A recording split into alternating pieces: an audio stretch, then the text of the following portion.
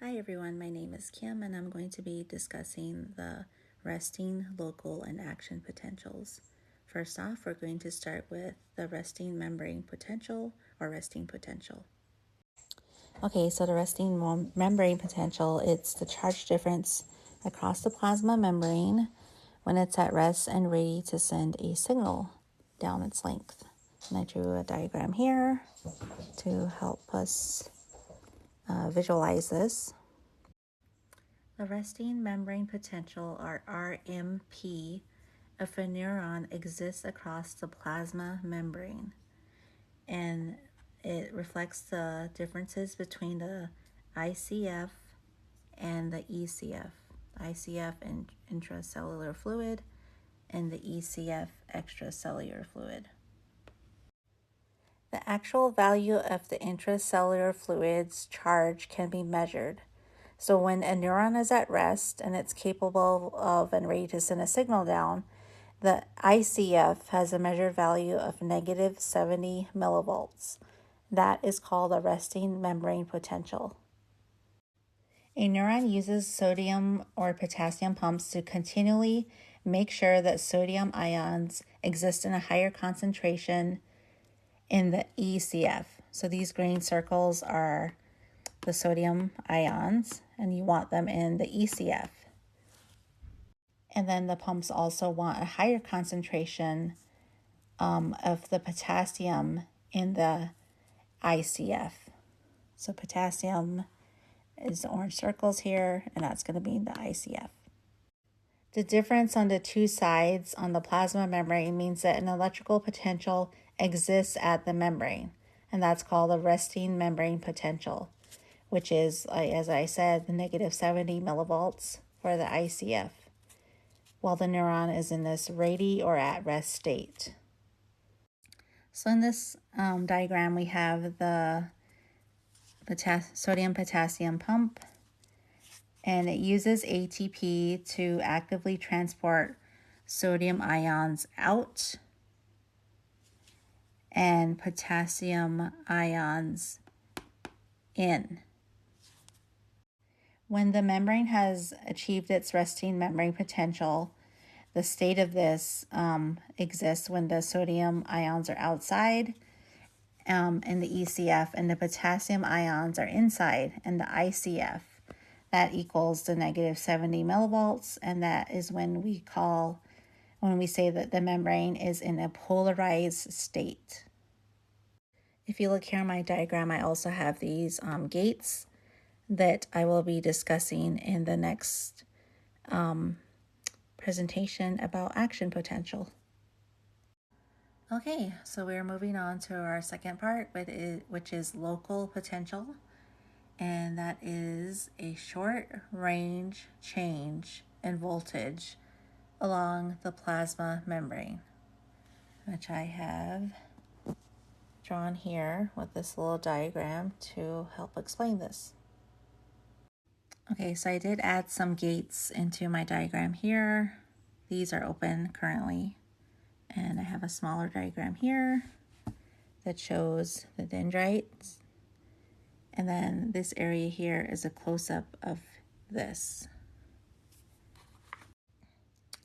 When a dendrite is stimulated, its sodium gates will open, and then the sodium ions diffuse into the ICF.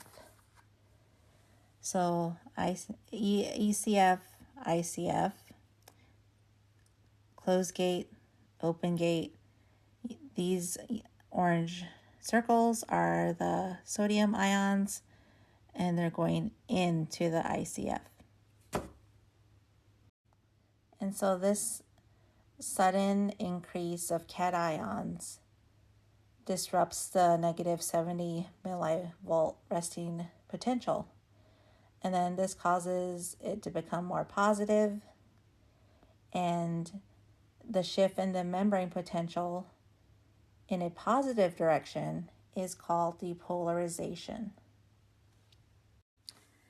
The opening of the sodium gates and the diffusion of the sodium ions into the intracellular fluid at the site of stimulation causes neighboring sodium gates to open as well.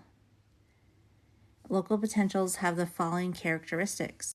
The first one is that they are graded. This means that the more stimulation occurs, the more sodium channels open, and then the more sodium ions will enter into the ICF, which causes depolarization. The second characteristic of a local potential is that they are decremental. This means that the current gets weaker the farther away from the site of stimulation it gets. And lastly, the final characteristic is that they are reversible. So the stimulation stops, the membrane goes back to its resting membrane potential. And this is because sodium gates close again without stimulation, and the pumps return the sodium ions back into the ECF. And lastly, we have the action potential, which is the sudden rise and fall in membrane voltage of a neuron. The rapid change in voltage occurs due to the movement of ions across the cell membrane because of the sodium and potassium ions. Back to my diagram, I have here the axon hillock, which is this space right here. It's between the axons and the actual cell body.